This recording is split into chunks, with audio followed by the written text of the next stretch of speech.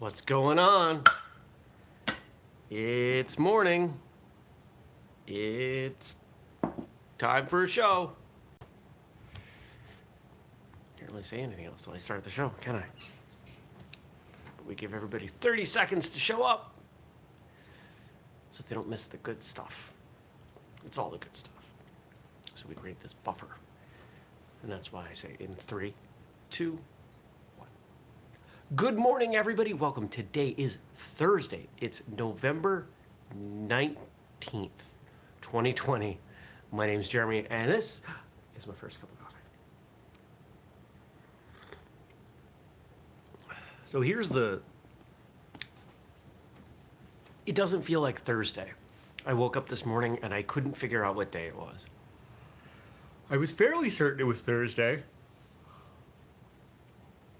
But yesterday didn't seem like Wednesday, at least in my half-awake delirium. And it wasn't until I woke up and really had to think about my day. I don't usually have to think about, what day is it? Are we sure? I had a moment where I thought, no, maybe today's Wednesday. No, today is Thursday. Yesterday was Wednesday. Tomorrow will be Friday. It's not that hard to figure out, but sometimes it is that hard to figure out because the days blur together and we live in this weird time. So I have these moments. They're not every day anymore. They used to be every day where I pause for a bit and think, this can't be real. This can't really be the world. It's too ridiculous. All these things going on are just too insane. No, it's all real. Wow.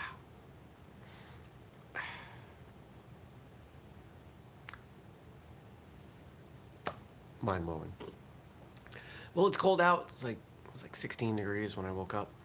I think it's the coldest we've had yet. Since, I'm gonna say, at least April. Probably April. I'm sure it was that cold in April. And I don't like when it's this cold. I don't mind that there's snow, but I want it to be warm enough that it melts during the day. I don't know. I love Vermont, but maybe I shouldn't live in Vermont.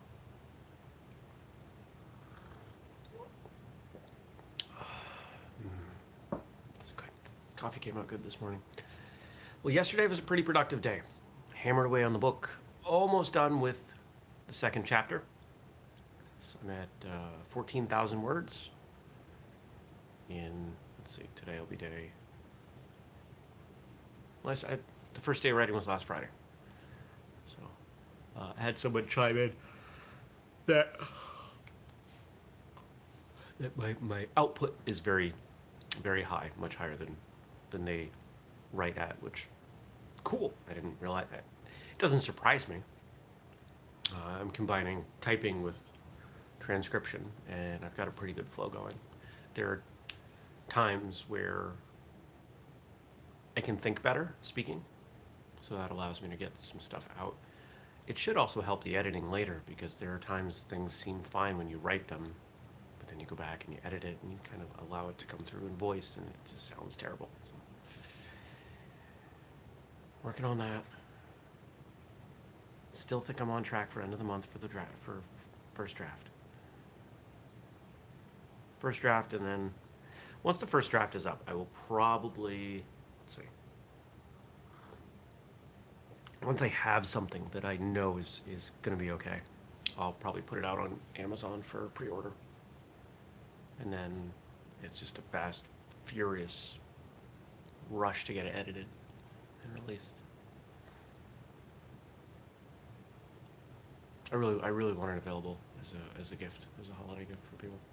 So that's what I'm working on. What else? What else happened yesterday? Oh, here's something that we did.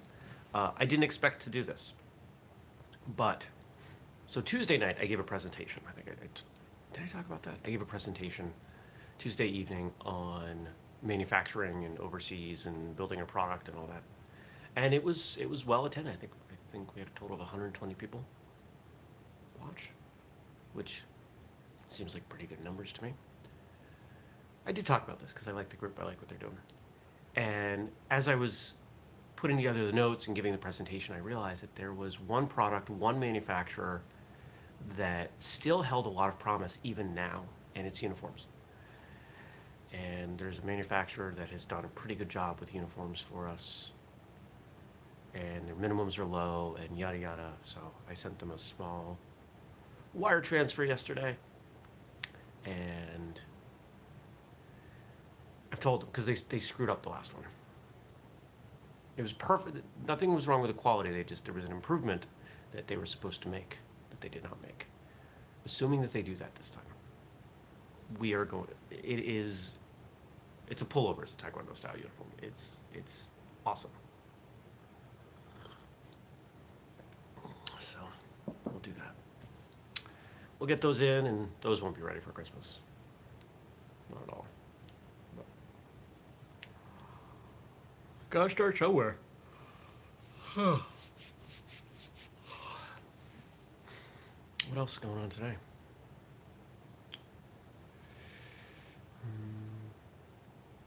I have a podcast interview this evening. I don't remember who it was. It was somebody so normally I do them on Tuesdays just to keep things smooth. But unless you really wanted me to talk to this person, I think that this person leads us to somebody else or something. I don't recognize the name, and I'm not, I don't give out the names, especially not before we record. But I've got that, I think, at like 5. Not thrilled about that, but Leslie's done a great job. So if her instinct is that we need to do this when this person's available, then that's what we're going to do. She did check with me. I said, yeah, that's fine. Went to the gym last night, had a great workout, played with the dog. I'm seeing more and more lockdowns happen abruptly for people, and I'm sorry. I have a call. Oh, I do have a call with one of my martial arts school clients. Because here's the deal.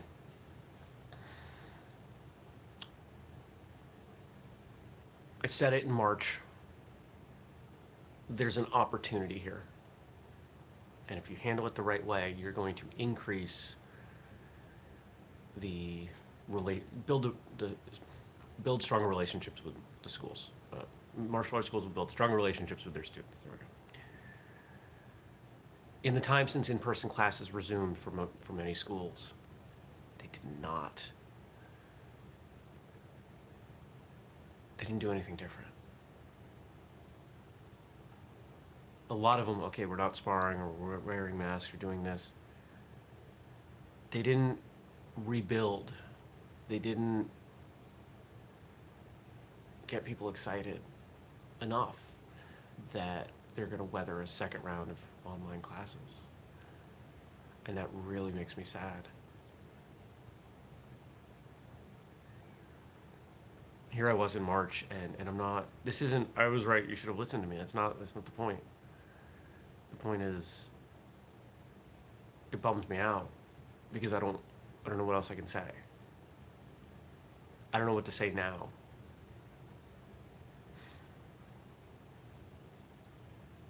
Everybody is so fatigued from Zoom. I believe I coined the term Zoom lash. I think you've heard me say that before. I've not heard anyone else use that term unless I shared it with them. So Zoom lash, that's mine. Everybody's got Zoom lash.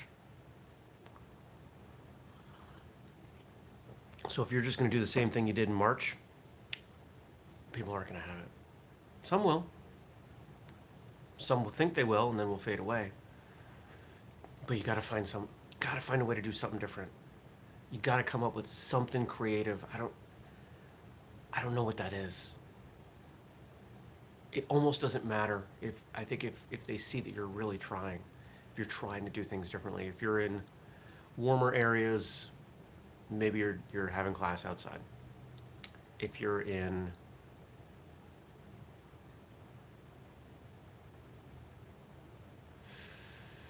colder areas like this, if you've got to go online, then, I think the best thing I can suggest is instead of having general purpose classes, you have incredibly focused classes and make them short. completely mess with the schedule. You know, maybe you run a 2-hour block of training that people can jump in and out on with, let's say, 15-minute segments. We're going to do this 15 minutes really dialing in our stances for this form. And then the next 15 minutes or 20 minutes or whatever is this technique. I'm not saying that's the best solution. I'm not even saying it's a good solution, but it's all I got. It's got to be different. If it's the same old, people are tired.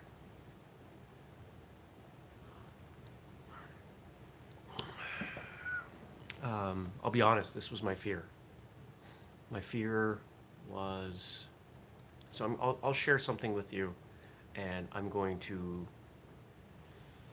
hope that as I share this with you, it is not received in a political way, because it is not meant in a political way, not at all. Please, I think those of you who've been watching and listening long enough know that I don't talk about politics publicly. I think that's something to be kept private.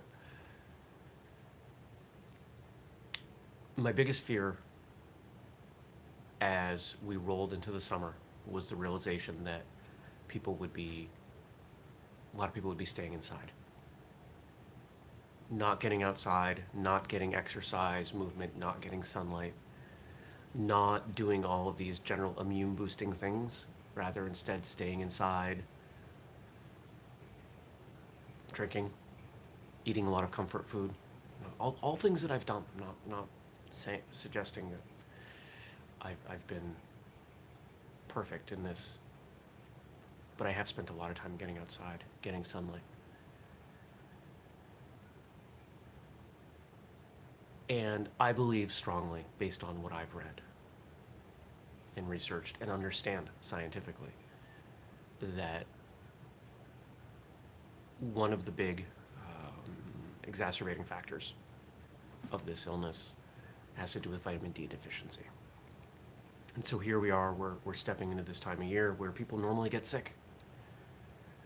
But our immune systems are they're even weaker than normal.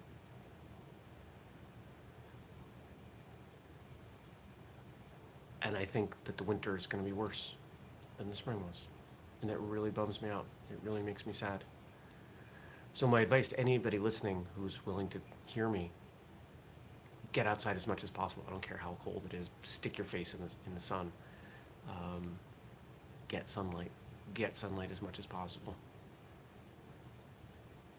And then all the other, movement, exercise, eat good food, drink water, sleep, all that stuff. You probably knew about that other stuff. I don't hear anybody talking about sunlight. So,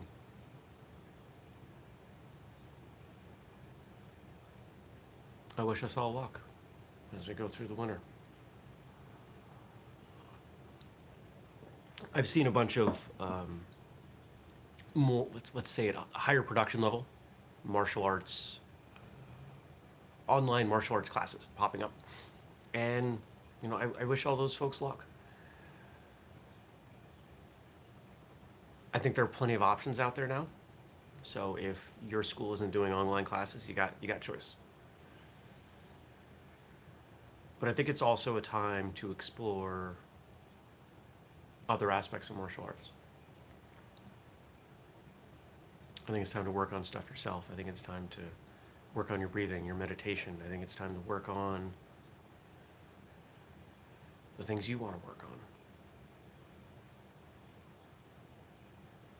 I've said it before, it was the first Patreon video I did.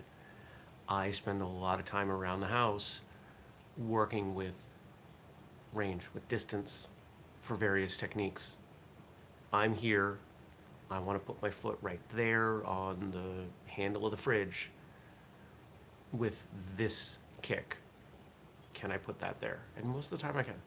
My range has remained pretty good. But then I'll pick some more difficult techniques. Okay, here I am. I'm really tight to the target. I'm going to do a spinning crescent kick. How far back do I have to shift my hip to make contact where I want? was doing some of that last night. Because you know what? That's what I can handle right now. Little bits through the day. Because we can only do, what is it I say? Do what you can with what you have where you're at. That's what I can do where I'm at. If you can't tell, I'm struggling a little bit as I think about this. We're gonna be okay overall, like big picture. We're gonna be okay. I know that. If I wasn't so passionate about martial arts and the martial arts industry, I might not be so concerned. I've got friends shutting down schools. I don't want to see more friends shut down schools. That's the reality. All right. Let's see what you all wrote in. Hopefully there's something happier in there. If not, I will find a way to shift it happier. I'm not going to send you all away with depressing thoughts. I want to help you start your day right. Beyond just coffee. What is on my screen? Dirt. All right. Remember, if you want me to read something, drop it in the comment section below once the show closes. Today, Thursday, November 19th, 2020, is International Men's Day. According to the World Health Organization data, suicide is the biggest killer of men under the age of 45. This is the case in many countries worldwide, including the UK, USA, Australia, and Russia. In terms of statistics, it seems that more women are diagnosed with depression more often than men, but that men are more likely to commit suicide. Clearly, there are reasons for this that are particular to men. Gender, cultural conditioning, and adequate role models are contributing factors. As many women as men may contemplate ending their own lives, but men are more likely to go through with it, and often in violent ways. Yeah, maybe we're not getting our happier thing here. This says something about the psychology, attitudes, and mental well-being of men in our communities. From a young age, boys are gendered in a particular way. Boys will be boys, they are told, and boys don't cry. With variation, it is a sensibility found in many cultures around the globe. As they grow up, men are encouraged to present a strong, unaffected image that often masks the deep need to communicate what is going on for them emotionally. To look at this issue, we look at some quotes from Michael Phelps, the swimmer, who on the outside seems to have it all. 28 Olympic medals, a beautiful wife and kids, plenty of money from endorsements, and so on. That text there came from daysoftheyear.com. All right, so we're getting into it. We're getting heavy. Sometimes that's how it goes, right? And before we go there, it reminds me of something. So most of you have probably seen a comedy special or a comedy show, comedy set, and how do comedians generally end with a big, powerful joke that often creates a circle with something they said earlier in their set, and everybody laughs and they say, "Thank you, you've been a great audience, good night," and they walk off stage and everybody's really happy and applauds. But there was one show I watched, and it wasn't like that. It was Carlos Mencia, and this is probably 2005, maybe somewhere in there. And he does a good set. And then he starts telling this story, and I don't remember the story. I don't remember anything about it. But it wasn't funny. It was very real. It was very emotional. And he says, you know, as a comedian, I'm supposed to end the show on a high note, make everybody laugh, and walk off stage, but life isn't always like that. And if I remember correctly, he put the microphone down on stage and walked off. And it was an incredibly powerful moment. I love comedy. I love stand-up comedy. I love Frank's jokes. I love to laugh. But sometimes you don't get to laugh. So as we step into this is a subject I don't get into very often. I've alluded to it a couple times on Martial Arts Radio. Without martial arts, I don't think I would be here. I think I would be one of these statistics, because I know the thoughts that went through my head as a teenager, and I know that the most significant buffer between where I was and where I would have been was martial arts. After years and years and years of just shoving every negative bad feeling down to the point where, I just didn't even feel it anymore, he explained. It was a long, long, long road, and I just never wanted to deal with it. And for me, that sent me down a spiral staircase real quick, and like I said, I found myself in a spot where I didn't want to be alive anymore. And so to flip the other side of this, I was listening to a podcast unrelated to martial arts, unrelated to mental health yesterday. I don't talk about other podcasts very often, but this one's called Mind Pump. It's a fitness podcast. I really like the dynamic. It's these three guys, and they all have different interests, but they have enough in common. They've got wonderful chemistry. It's a very entertaining show, and I've learned a tremendous amount over the last few years from it. Well, on the episode I listened to yesterday, they interviewed their producer, who is almost never on the microphone. And he told these wonderful stories. Guy's probably in his late 50s, I think. The other guys are closer to my age. And he said something that really struck me. And maybe the whole reason that this is happening now is so I can share this point with you, because it was really amazing. He talked about feeling like he was going nowhere, feeling depressed. He lived up in the Seattle area, lived with a few guys in a house that had a pool. And he'd come back from this routine job, laying in a pool, just staring up at the sky, feeling really depressed. And he kind of glossed over it a little bit, but suicidal. And he said, you know what? Instead of that, I'm just going to shake it up. And that's been something that he went on to describe he's done a few times in his life. And if you think about it, if you've been really depressed, if you know someone who's been really depressed, what goes along with that depression? What's part of it? They usually feel trapped. They feel like there's no recourse. And his advice, which I agree with wholeheartedly, what if you just shake it up? What if you just do something so dramatic? Because what's the worst that's going to happen? If you see ending your life as an option, as a viable option, it's still going to be there. But why not try? Why not try something else? And so the example he gave, he quit his job and moved to Japan to teach English. Not because he loved Japan or anything, but because somebody said, you know, you seem like you're lost.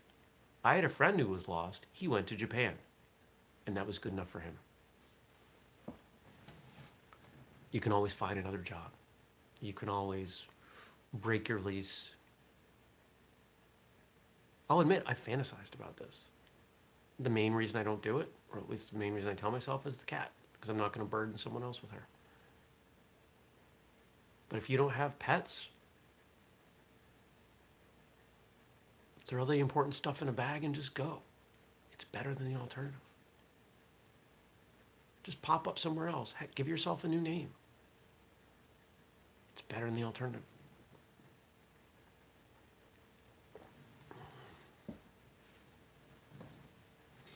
And this problem hopefully goes without saying, but I'll say it anyway.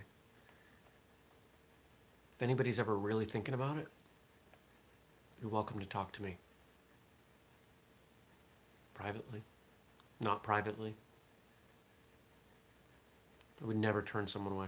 I've said before on this show several times, I try to give everyone the level of compassion that they deserve or would deserve if I knew they were contemplating ending their lives.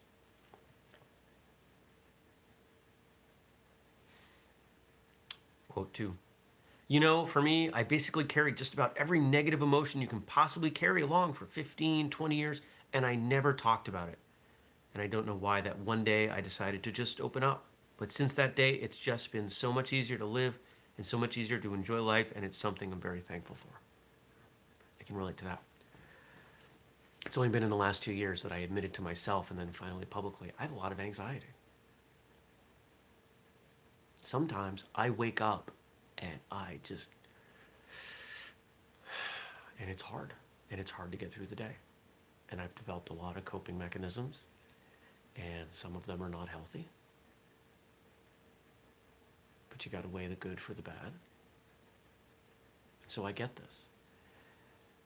Back when lockdown started in March, I struggled.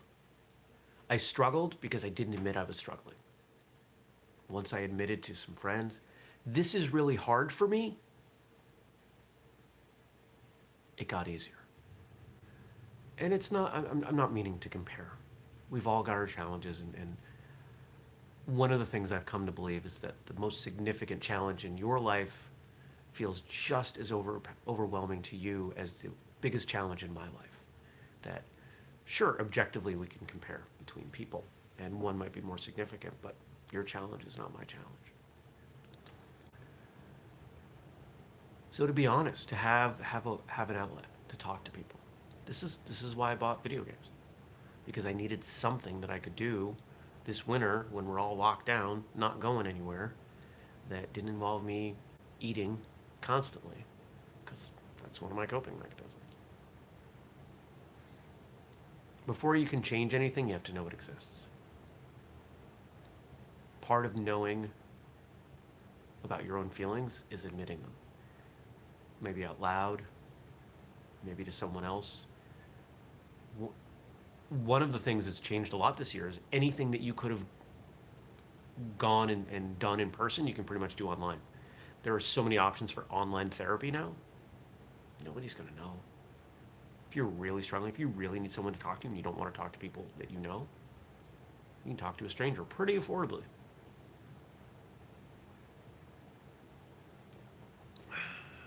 And if you're struggling, I would encourage you to do that.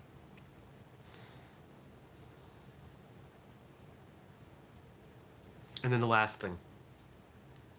Oh, and here Frank made sure to include the National Suicide Prevention Lifeline takes calls 24 hours a day, 7 days a week, and the number is 800-273-8255. 800-273-8555. 8255. Sorry, 800-273-8255.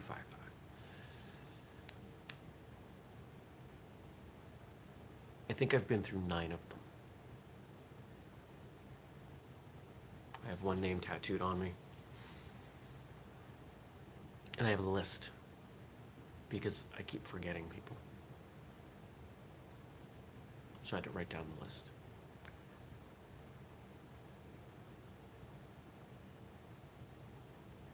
And if it's...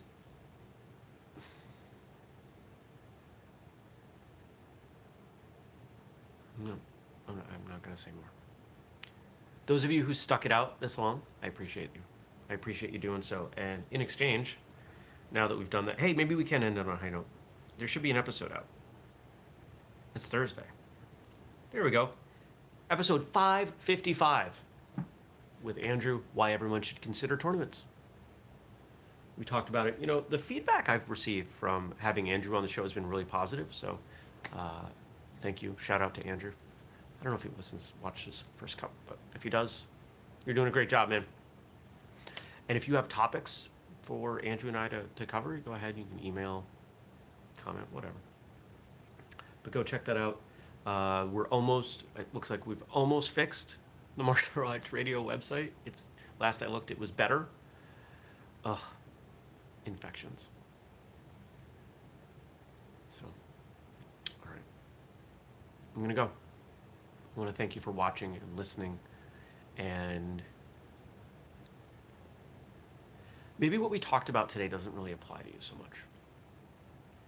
But it definitely applies to someone you know. And so if you watch this or listen to this and you think, I get why Jeremy's talking about this, I get why this is important, but I'm not sure what to do with this information. Just try to observe. Just try to see, is there somebody that maybe needs a hug?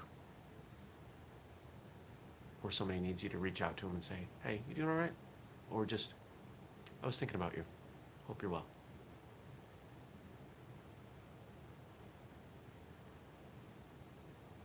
I hope you're doing well. And I hope you have a great day. And I hope to see you tomorrow. For Friday, for jokes. I'm sure it'll be a lighter episode. This might be the the heaviest episode of First Cup we've done. So thanks. And I'll see you back here tomorrow. Take care, everybody. Peace.